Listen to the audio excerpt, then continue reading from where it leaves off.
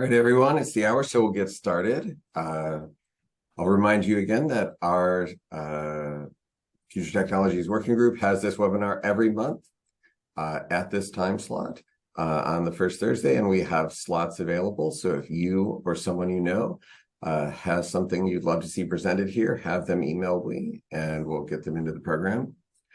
Today we have Mark Fishman from JPL, who will be talking about Europa Clipper's recent sounding radar in terms of the flight electronics implementation and its ground testing. So Mark, please go ahead. If you have questions, put them in the Q&A chat, and we'll read them out at the end. Thanks for joining us today. Great. Yes, thank you. It's really nice to be here with Instrumentation Future Technologies. So let's see.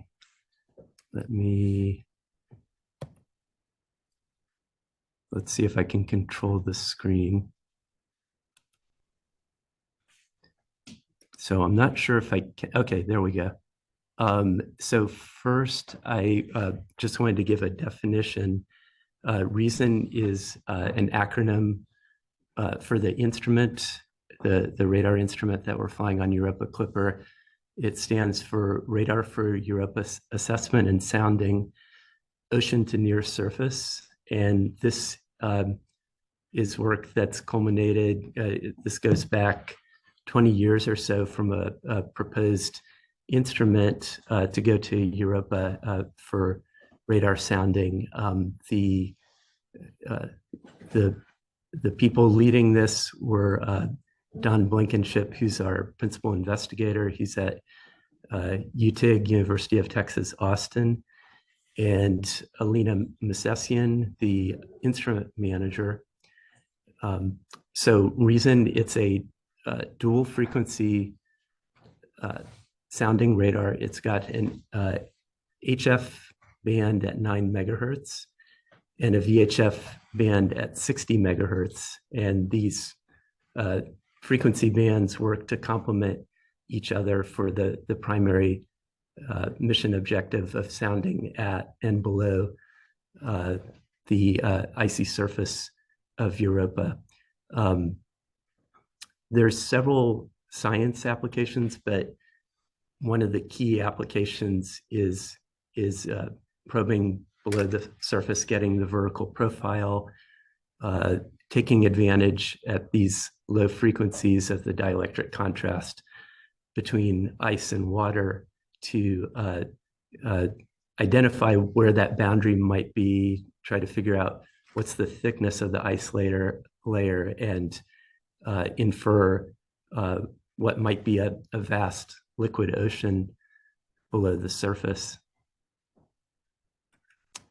So, okay, so the main things I'm going to be talking about today. The first is I'll give you an overview of the Europa Clipper spacecraft and how REASON fits into it.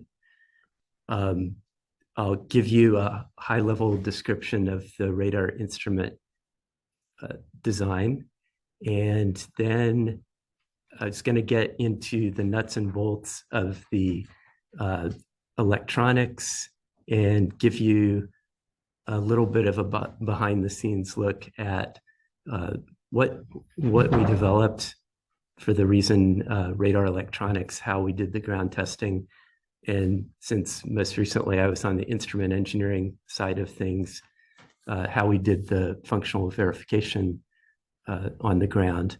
And then I'll talk a little bit about the flight model test campaign to date, especially the environmental testing that we've done at the instrument level, and also the ambient testing that's been done so far at the system level of integration with all of Europa Clipper.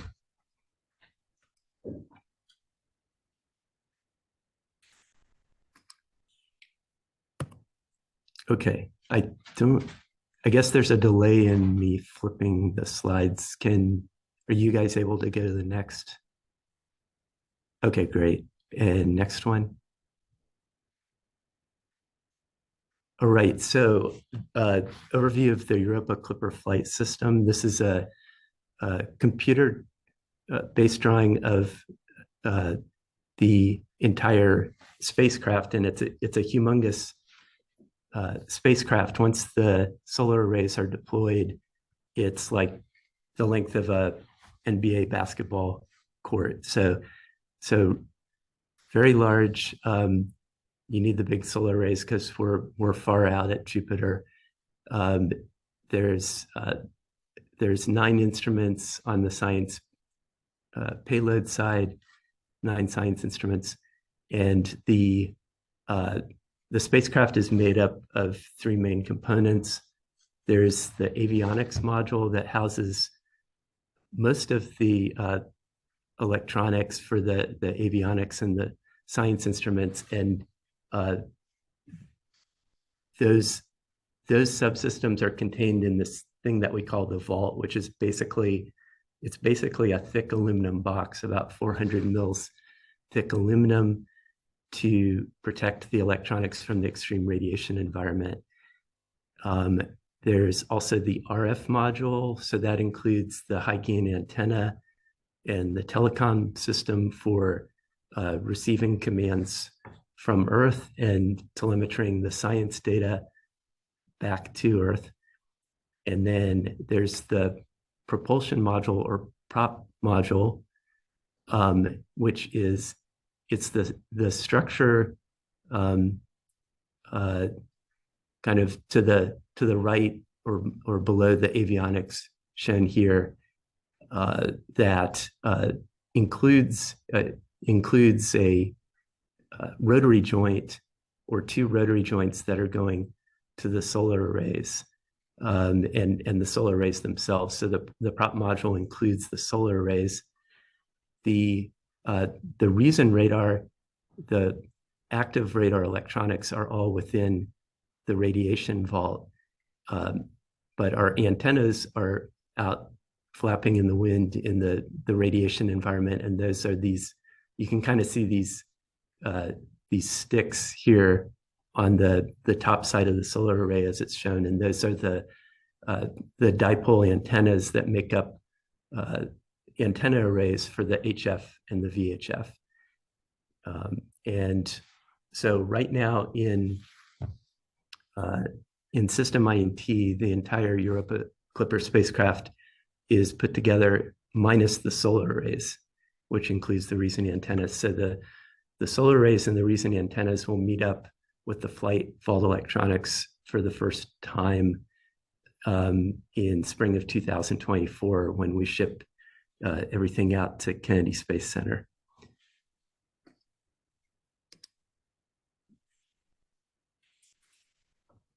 And next, okay. So as far as the mission ops concept here, Europa Clipper is in a highly eccentric orbit around Jupiter. The period is about once every 2 weeks. So once every 2 weeks, we approach Europa, power on the science instruments, start collection, closest approach, which is close. It can be as close as 25 kilometers altitude. So we're kind of skimming the surface. And then departure, cleanup, power down, and then a couple days later, turn the spacecraft around, point the high gain antenna toward Earth, and send the science data back down. The motivation for doing things this way, instead of being in orbit around Europa, is Jupiter has this really horrendous radiation environment, and we're trying to spend as little time in that high radiation zone as possible. So we're essentially swiping our hand quickly over the hot coals and trying to avoid turning all the electronics into toast. So that's the motivating force for the flyby. Okay, next.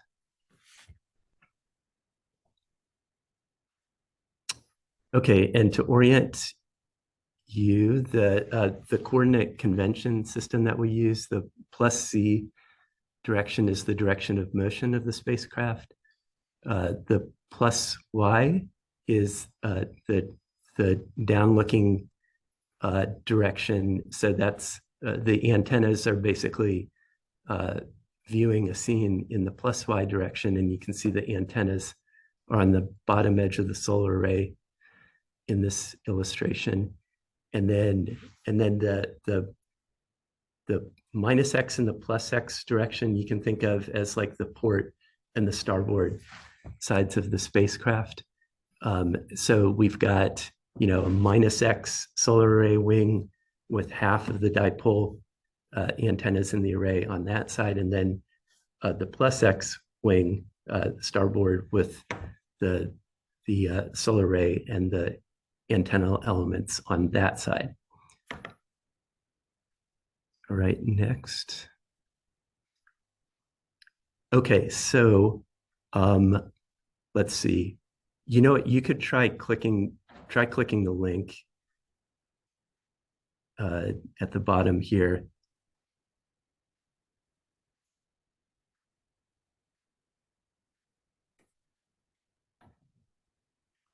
Or if I'm sharing the screen, I could try. No, actually, I think you're sharing.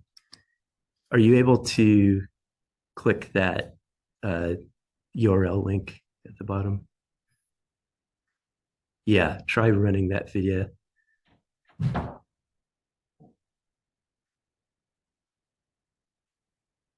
So this is an animation of the flyby.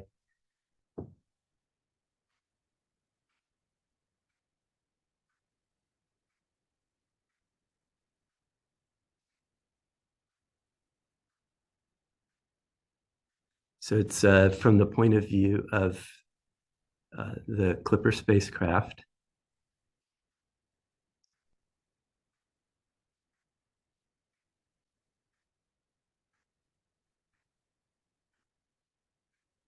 So I guess we're bandwidth limited.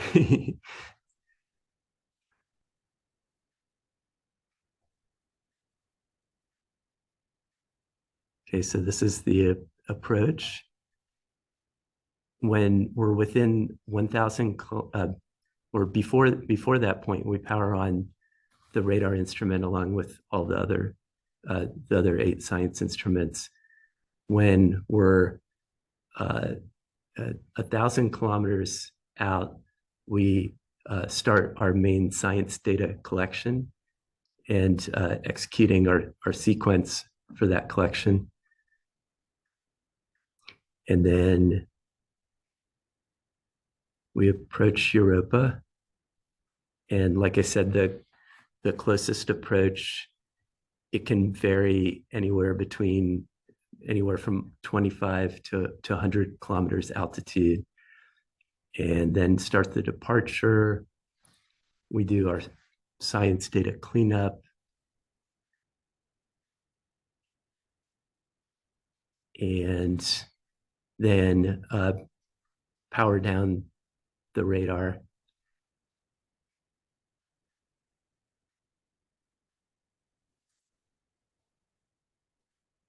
And depart. And yeah, that whole process, I mean, it's faster in the video. The whole process takes about 40 minutes from the time that the Reason radar first powers on to the time that it powers down. So it does happen relatively quickly, although not that quickly. Okay. So let's see, are we able to go to the next slide?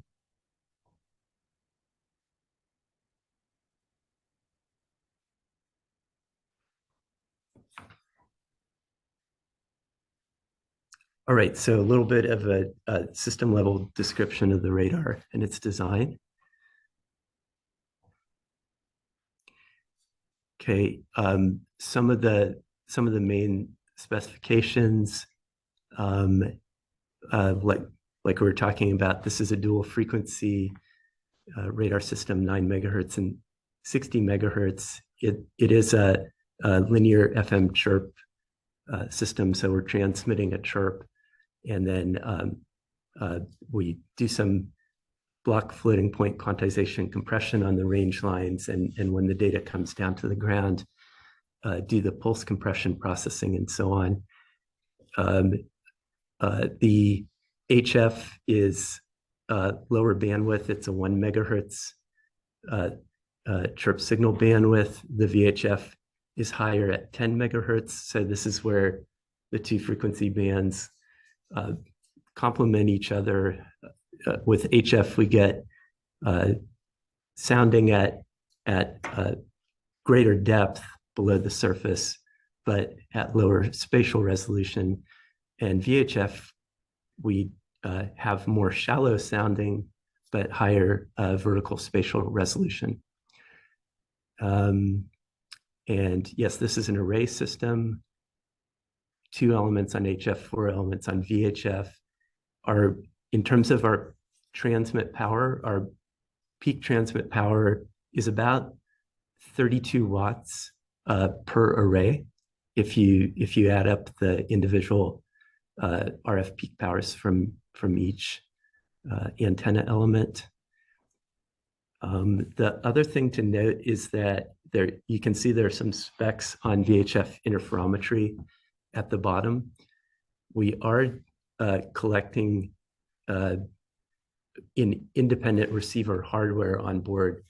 We're collecting the combined echoes from the minus X side of the VHF band and the plus X side, so that we can do cross-track interferometry.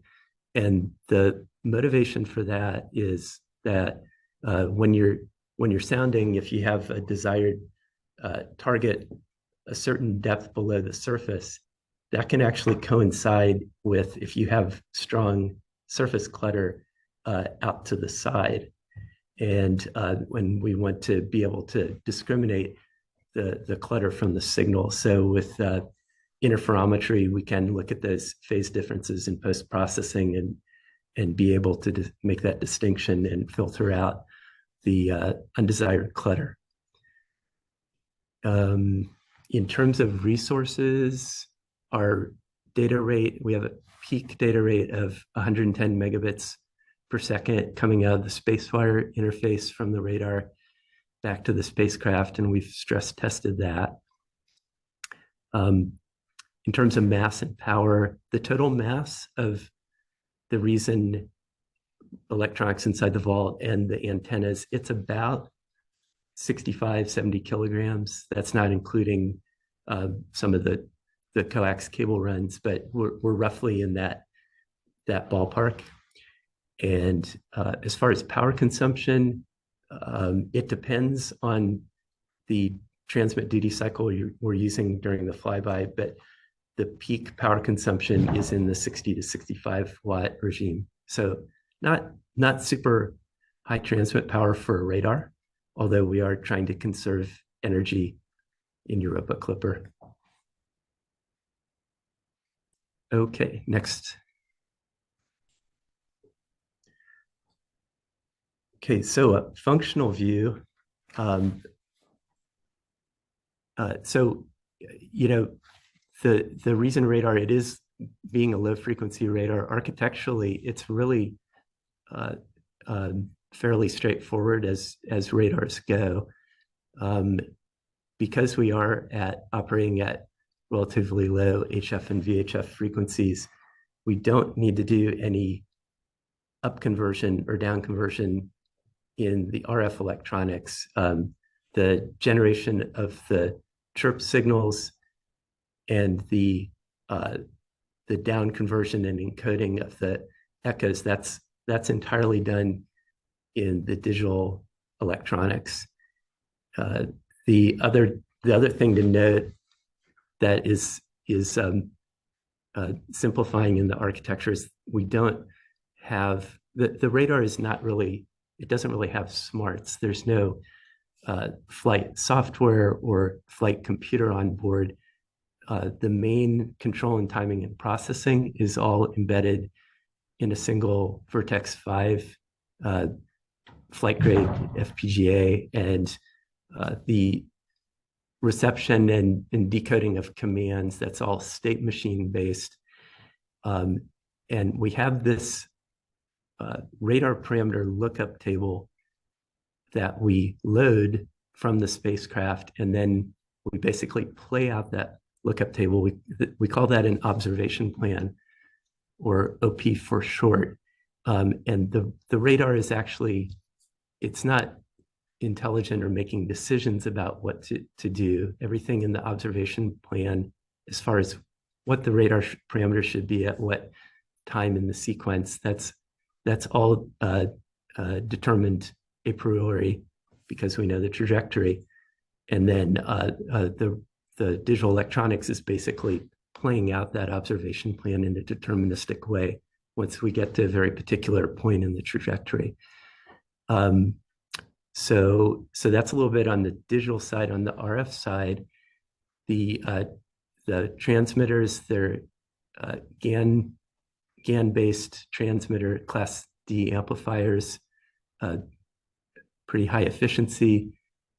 We send the transmit pulses out. They get distributed along coax feed lines that go to the 6 antennas in the array. There's a matching network at the antenna that impedance matches the 50 ohm characteristic impedance of the feed lines to the impedance of the dipoles, the dipole antennas. And we also, in the transmit receive circuitry, we have calibration loopback signals that are taking a portion of the transmitted power, looping it back into the receiver for all three receivers, HF, VHF minus X, VHF plus X. And we can use that information to gauge changes in amplitude and phase of the transmit receive path over the course of the flyby if we need to make any calibration corrections.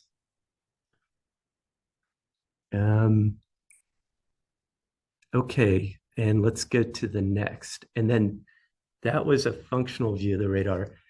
Now looking at kind of a hardware configuration view, there's two main sections of the radar. There's the in-vault part and the out-of-vault part. Inside the vault, we've got three electronic stacks, one for the HF transmit and receive, that's the HF stack, and then the VHF stack for the VHF transmit and receive. And in the middle there, we've got the digital and frequency synthesizer electronics. And one thing I should mention is that the digital electronics, it is block redundant. We designed it that way so that if we have a fault in the digital electronics we call DAISY, if we have a fault in one of the daisies, we don't bring down the entire radar. We can switch over to the other one. Outside the vault, we've got the 6 antenna assemblies, 2 for HF, 4 for VHF. So that includes the dipoles and also the deployment mechanisms. And between the two, we have the coax feed lines that run from inside to outside of the vault through feed-through connectors. And I'm just to give you my background, the last 7 years work I've been doing on Reason, first 5 years was instrument integration test manager for the in-vault electronics. And then last 2 years, I've been serving as the instrument engineer for the in-vault electronics. So the rest of this talk is going to be pretty in-vault centric just because that's what I've been doing, but there's definitely the antennas and all the work that goes into them, which is a whole nother story. Okay, next.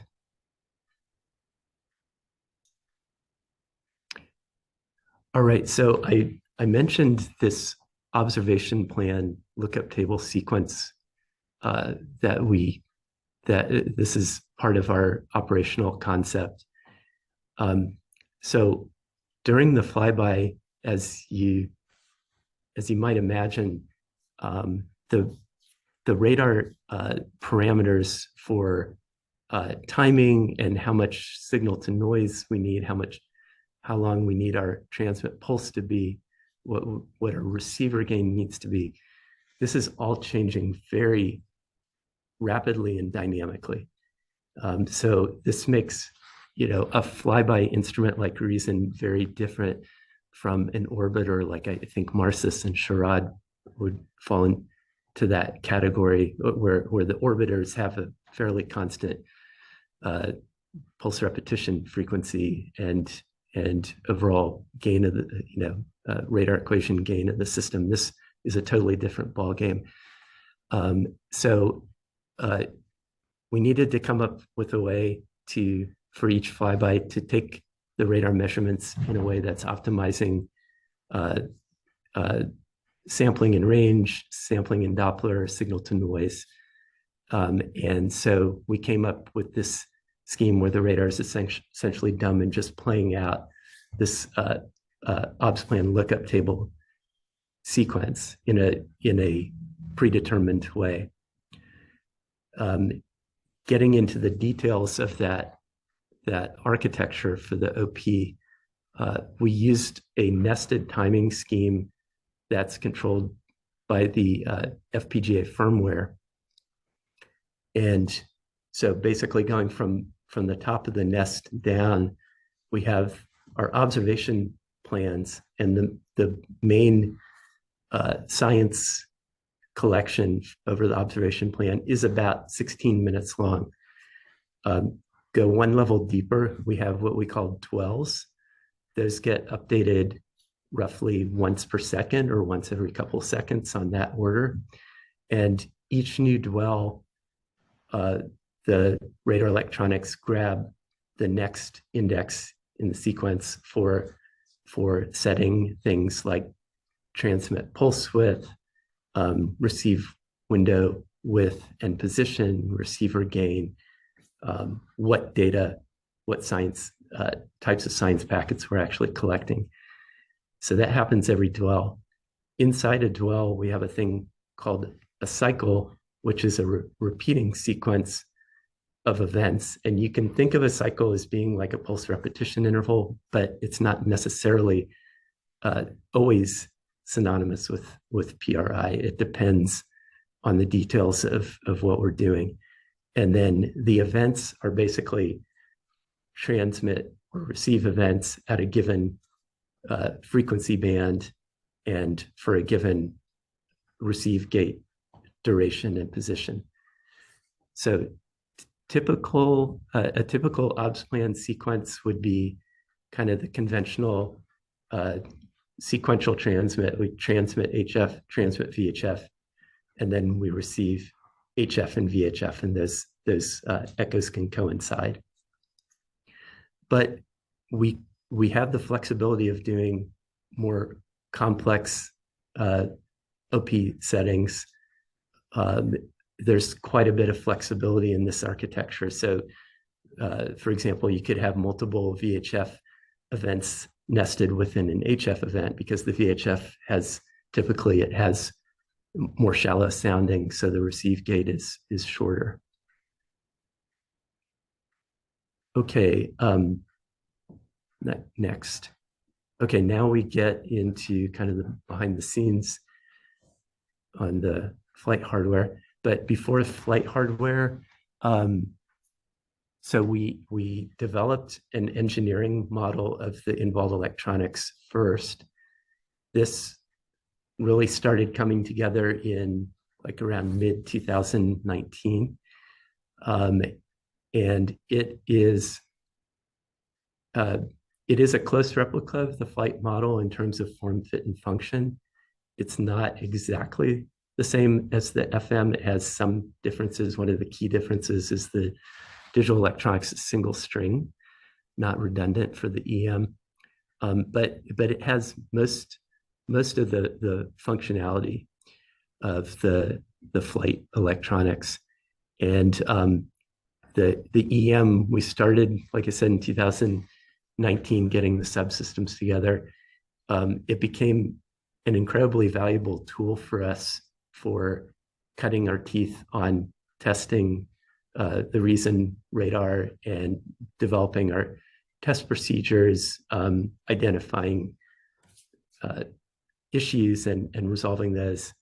I would say also for instrument INT, it was very important to have the EM, especially once we set up our EGSE so that we were staging it in a way that matched the way we were going to do our flight environmental testing, including all of the cabling that would go into the TVAC chamber. We identified a number of problems in the EGSE early on that we were able to then fix so that flight testing could go more smoothly.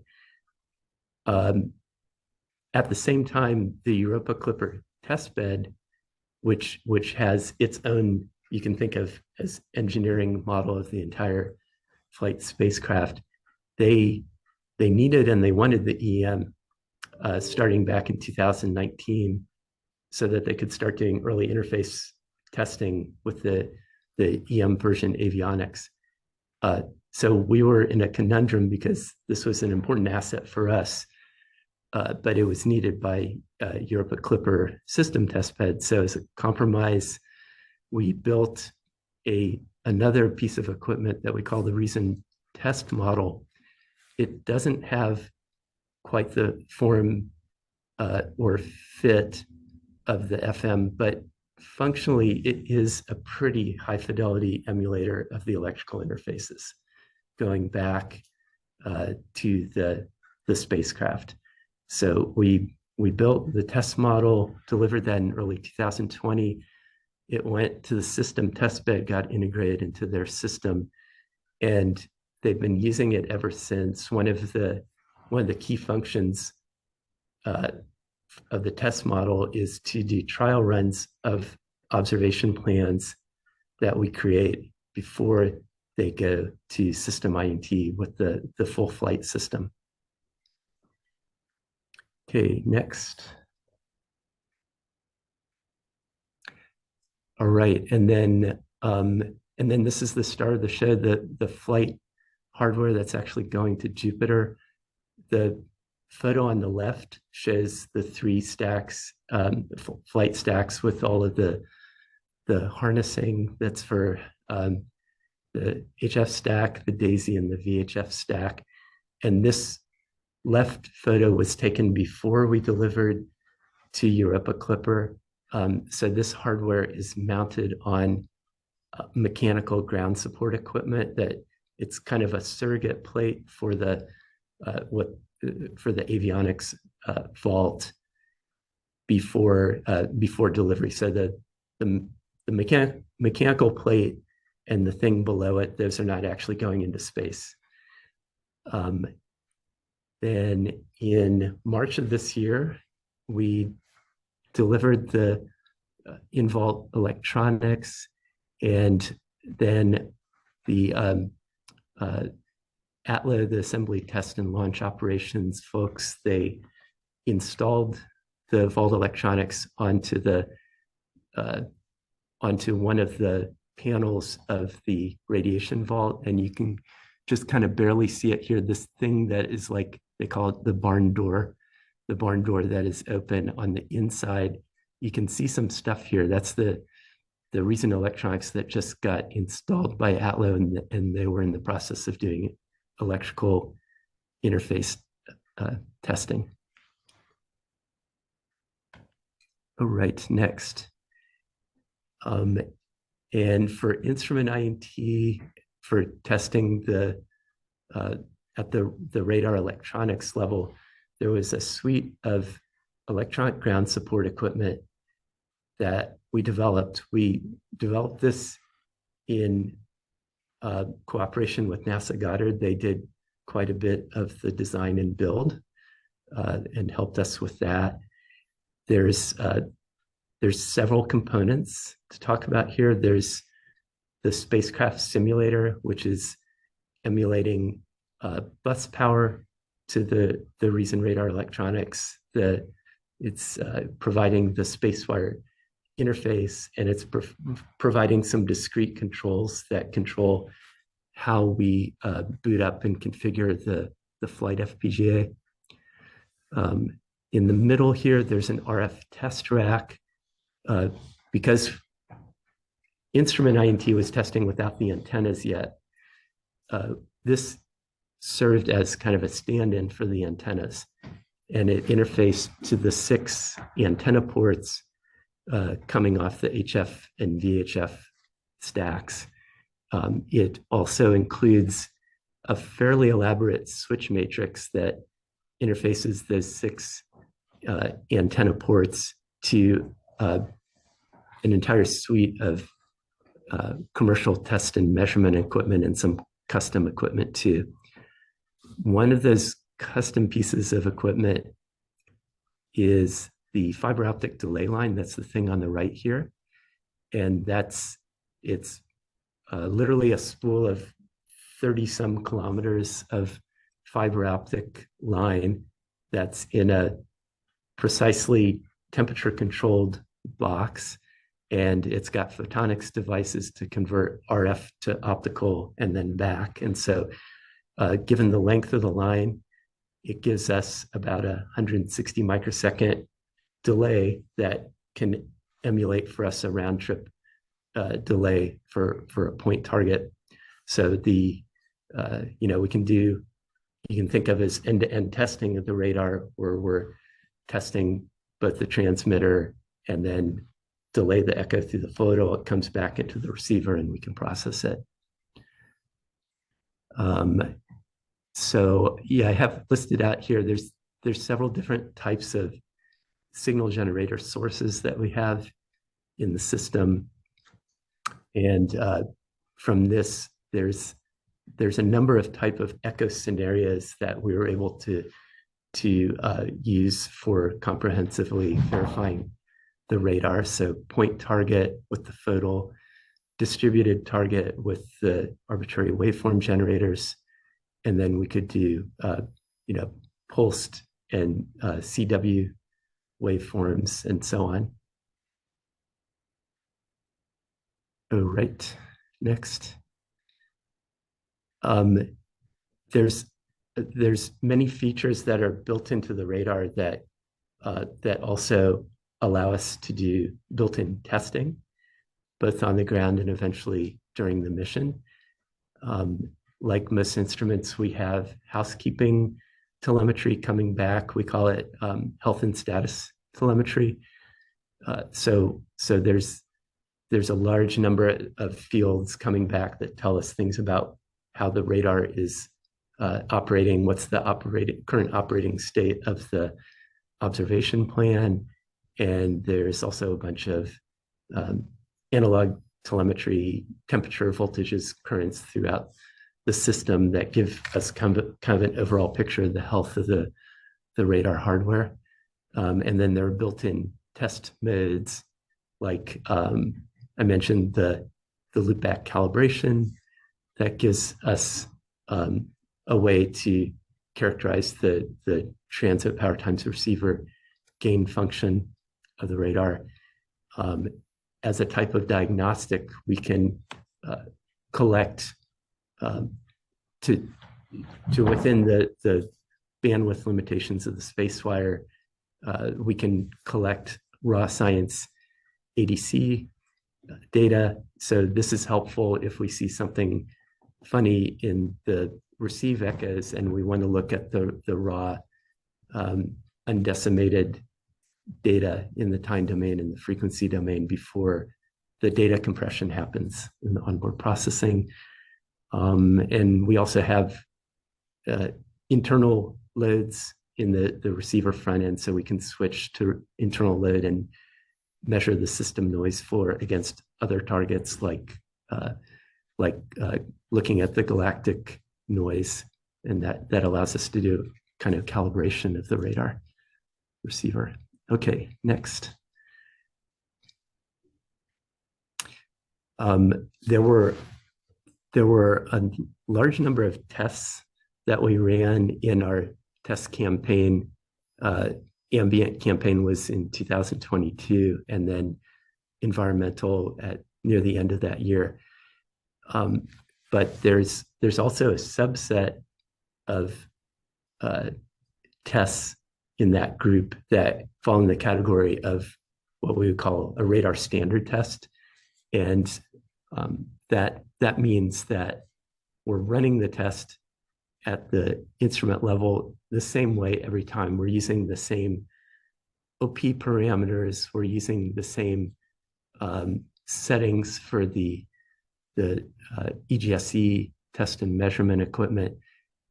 And this becomes really important for monitoring the health of the hardware and looking at the trends over time to be doing the same type of tests, interject these repeated standard tests. So I listed out the main ones that fall into this category. And one of the ones I'll talk about in a little more detail is one that we call Superfly. And this is, it's a flight-like, it's a demonstration of the flight-like flyby sequence so that we're going through the same type of power commanding and observation execution sequence that we would actually do in flight.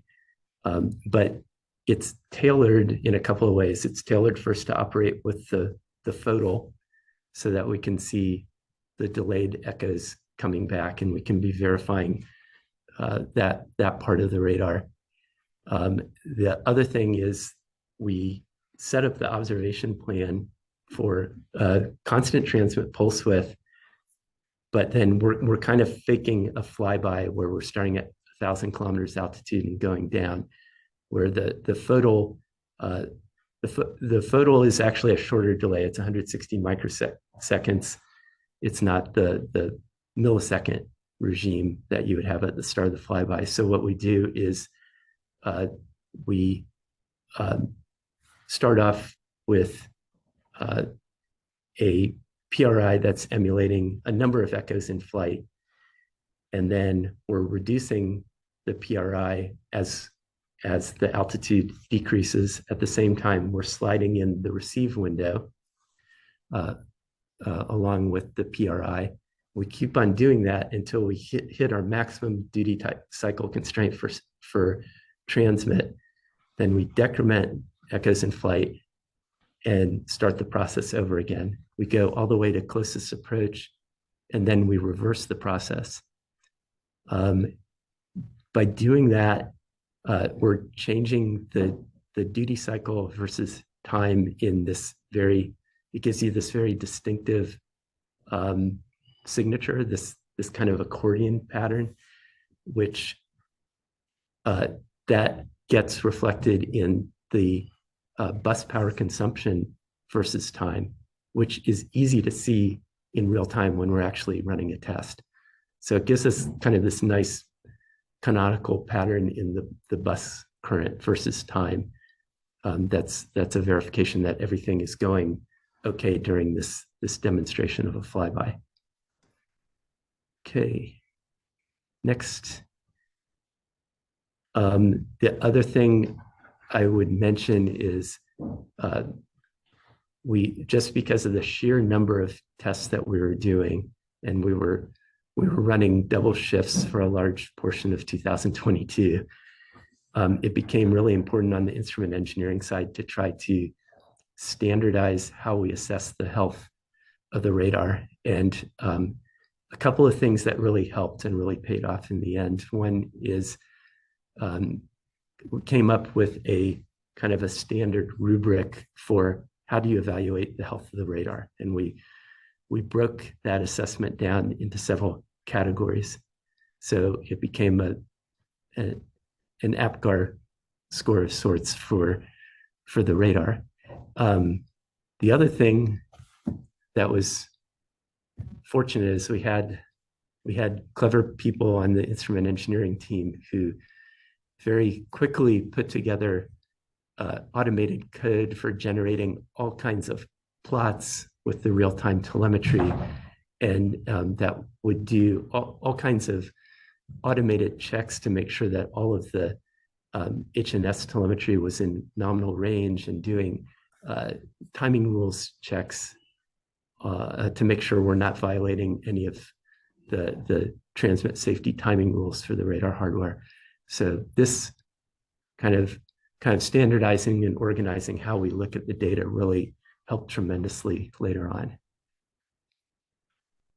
Okay, next. And okay, so I'll give you just a little bit of a sense of the environmental testing that we did before delivery to Europa Clipper, and then some of the testing that Clipper did. So our TVAC test campaign, it was a fairly long and grueling campaign. It was about a month long, one of the longest I've worked on. A couple of things that were driving that duration. First, because we had a redundant digital electronic system, we have mission assurance has a minimum requirement on operating hours at hot and cold plateaus. So having a block redundant system, we essentially had to double our testing time because of the DAISY. The other thing to note is, as I was mentioning before, the observation plans, there's a lot of flexibility in how we can develop those. And there's a lot of ways we can exercise the transmitter, and the transmit duty cycle can vary rapidly over time, depending on how we design the OP. So we wanted to make sure that our RF power supplies for the transmitter were staying sufficiently enough within regulation that we would get a good science product out of it. And we had to test that over different temperature plateaus, different bus voltages, and also different OBS plans where we're exercising a variety of transmit duty cycles and changes in that with respect to time. So that lengthened, those things lengthened test. The good news is, although we had a few glitches here and there with the facilities and our local network, we didn't actually uncover any problems with the flight hardware. It took it. So everything got a passing score for vital signs there. So we were tired but happy. Okay. And after TVAC, we went to electromagnetic compatibility testing. Again, antennas are not in the system yet, so we're transmitting into loads. We're not intentionally radiating into free space. A couple of quick highlights or things that we remember vividly from this test. That middle graph is our radiated emissions test. That's where they put some standard antennas a meter away from the Vol electronics. And then we run the radar in what we call the noisy radar mode, where we're transmitting and we're jumping around in PRI. And that blue line is what the EMC team recorded. The red line is our not to exceed limit. And we passed with flying colors for like 20 to 30 dB below the limit. John Trin, who was running EMC, he couldn't believe it. He thought, surely you guys don't have the radar on. So we had to prove to him that we did, walking over to the EGSC. So this is, I think it really says a lot about how well the hardware designers packaged everything, and especially the assemblies and the cable shielding. This was a good result. The other interesting thing on the right, this is when we did a normal transients fault, and that's where the radar is operating, it's humming along, and suddenly we whack the bus voltage with a low going pulse for about a couple hundred milliseconds, let it go below the minimum allowed bus voltage, and we see what happens. And we saw a little momentary flicker in the transmit pulse sequence, and the operators saw telemetry turn red momentarily, but then everything recovered. So that was kind of an exciting test to see that the radar could take it on the chin. Okay. And so, yeah, then we delivered to Europa Clipper, and this year they've been working very diligently, did the installation and electrical integration to the spacecraft. We've gone through a suite of functional tests on both daisy strings. And then in late August, Clipper ran this elaborate test that they call System Test 1, which it's a week-long test, 24/7, where they basically do a dress rehearsal for the entire mission, and they basically command the spacecraft and look at the response, simulating all the phases of the mission, including launch, cruise, Jupiter orbit insertion, and a tour or flyby of Europa.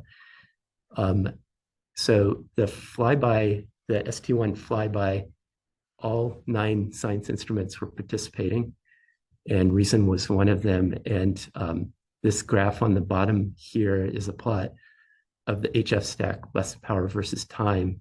And you can see that signature that I was talking about for Superfly. And this single plot is revealing a lot of information that we did our power on sequence correctly. We went into standby. We started our warm up, and then we executed the observation plan basically the way we expected, which means that we also the load sequence from the spacecraft and the trigger timing of when we start the obs plan, that also executed correctly. The graphs on the right are different visualizations of the received echoes coming back through the photo back into the radar and then coming out as processed data. And you can see this line, it's kind of appearing and then it's going in and out, in and out.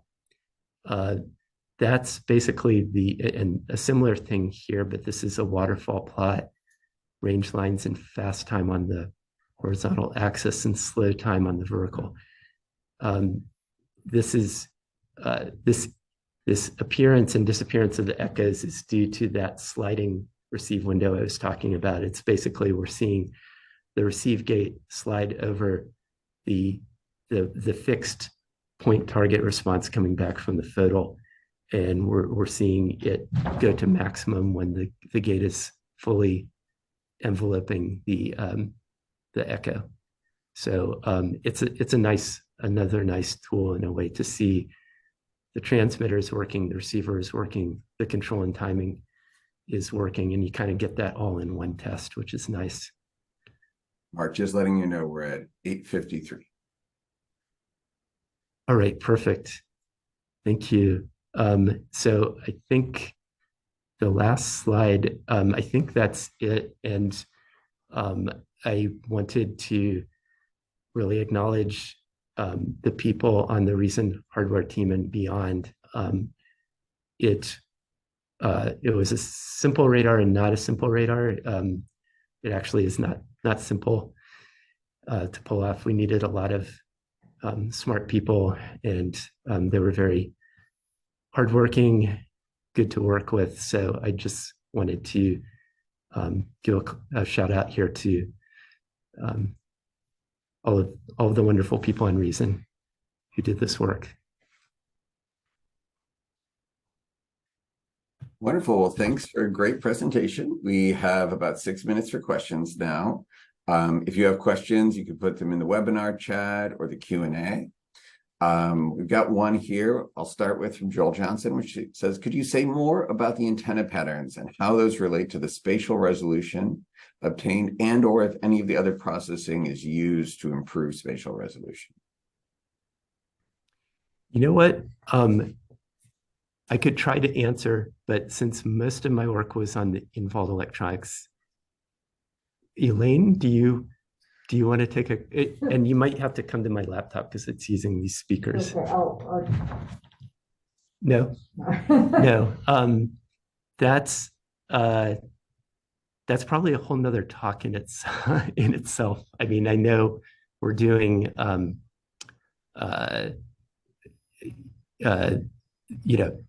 there's sampling in the Doppler spectrum, and there's pre-summing that can be done to increase spatial resolution in the along track direction. But the people who have most recently been working on this, I think Elaine is leading the charge, but it's people like Ilgan Seeker and maybe Ruzba Akbar and Young Gim and the company. Am I missing Mark Haynes? Those people are the ones who would be the experts. I was more on the hardware side.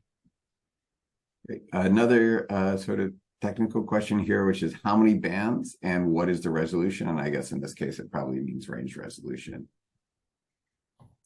So the range resolution vertically, it's, I think, Elaine, correct me if this is wrong, but I think it's about 150 meters for HF, about 15 meters for VHF.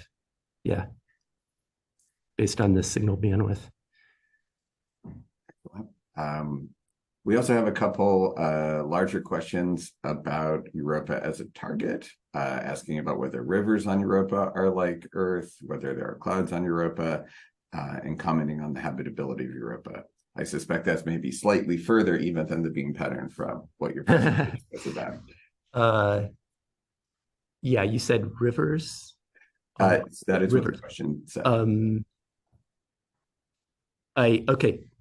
What I know, I'm not a planetary scientist. I'm an electrical engineer. I don't know about rivers. I know there might be spiky structures on the top ice layer. I think there are plumes that are ejecting some type of vapor or gas.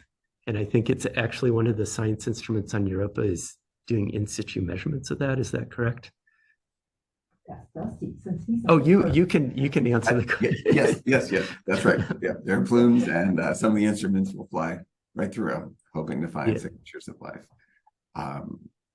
Yeah, I guess also to Joel's question, I mean, I think it is often the case for sounders, and I think it'll be the case for us as well, that the beam pattern doesn't tend to be terribly limiting, and it's often the targets, if they're specular, that govern what you end up seeing. And that there will be a long track SAR focusing for reason as well, so that will affect the long track resolution.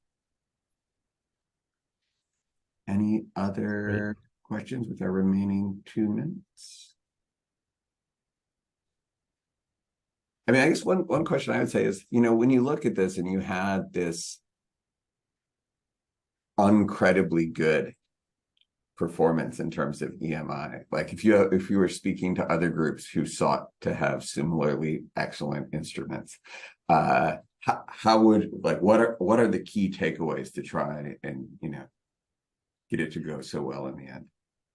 Right. So I mean, for electromagnetic compatibility, you're trying to control the sources first of all, and then you're also trying to attenuate between the source and the victim. There are various ways to control sources. We're especially worried at these low frequencies about interference from the digital electronics. They tend to, the rising and falling edges of those sharp waveforms tend to generate combs of spikes in the frequency domain. So a lot of it is looking at the signal integrity of the digital electronics and making sure that we're, at the PCB board level, we're terminating things correctly. We're controlling rise and fall times where we can.